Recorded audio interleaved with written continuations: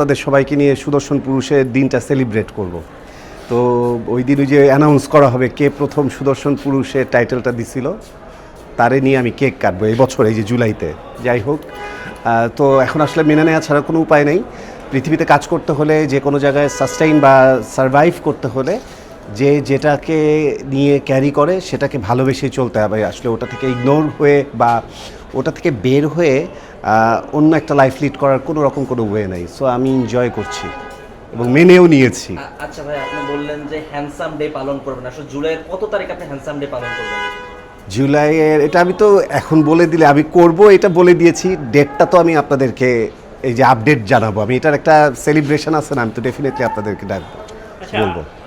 আর একভাবে নতুনভাবে আবারও মানে সাহসী সুদর্শন পুরুষ হয়েছেন আমরা দেখেছি। আসলে সেই সাহসী সুদর্শন পুরুষের গল্পটা শুনতে চাই। এখন একটা ছিনতাইকারীরে মানে কোনো না কোনোভাবে সাহস করে একটা চড় মেরে বসছি, এটার গল্প কি তোমরা এখন কয়েকদিন টানবা নাকি? আচ্ছা, মানে যেটা হয় আসলে আমাদের সবারই আসলে রাস্তায় অনেক সময় অনেক বিপদ হয়, অনেক কিছুই ঘটে। আর আমার সাথে তো কন্টিনিউ ঘটতেই থাকে, তো হইতে হয়েছে কি কলিজাটা বড় হয়ে গেছে। এখন রাস্তায় আসলে এসব ছিনতাইকারী বা এসব আমি খুব একটা পাত্তা দেই না। আর সেদিনের ছিনতাইকারীটার সাথে কোনো অস্ত্র ছিল না। তো আমি দেখলাম সে আমার কাছ থেকে মোবাইল নেওয়ার জন্য বা টাকা নেওয়ার জন্য সে খুব উল্টাপাল্টা মানে ঝাড়ি দিতেছে জোর করে আর কি।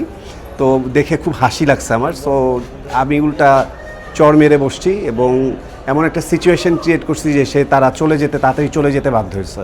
That's the scenario. এবং আমার কাছে মনে হয়েছে যে এরকম প্রতিহত না করলে, আসলে আমরা যদি ভয়কে জয় না করি, আমাদের এভাবে প্রতিনিয়ত হেরে যেতে হবে এবং সব কিছু বিলিয়ে দিতে হবে।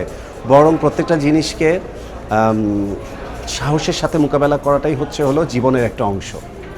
আসলে ঘটনাটা কিভাবে ঘটেছিল এটা অনেকেই জানতে চায়, যে কখন কোথা থেকে কিভাবে মানে এটা না খুবই একটা সিম্পল ঘটনা, কিন্তু এটাকে যে আপনারা এত দিন ধরে টানতেছেন আর এত রংচং করতেছেন সেটাও অবাক লাগতেছে। রাস্তায় চলার পথে যেভাবে হয়, ছিনতাইকারীরা যেভাবে ধরে সেটাই ধরে মোবাইল বা টাকা নিতে চেয়েছে, সেটাকে আমি প্রতিহত করেছি। তারপর হয়তো বা অনেক ক্ষতি হতে পারতো, কিন্তু সেটা না করে আমি সাহসিকতার পরিচয় দিয়েছি এবং তাদেরকে চলে যেতে হয়েছে। এবং অবশ্যই সেটার সাথে আমি যে রিকশায় ছিলাম সেই রিকশাওয়ালাটা যুক্ত ছিল। সো বরং আমি রিকশাওয়ালাটার সাথে ভীষণ রাগ দেখিয়েছি এবং ওকে বেশ বোঝানোর চেষ্টা করেছি যে তুমি কাজটা ভালো করোনি। একবার থানা পুলিশেও ডাকতে চেয়েছিলাম, পরে ভাবলাম যে রিকশাওয়ালা থাক, মাফ করে দিই।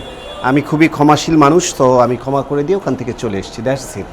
আচ্ছা, এখন মানুষকে এক একটা পদবি দেয়।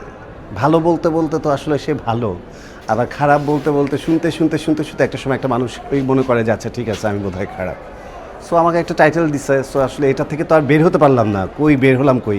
এই যে জুলাইতে আমার 1 বছর হবে।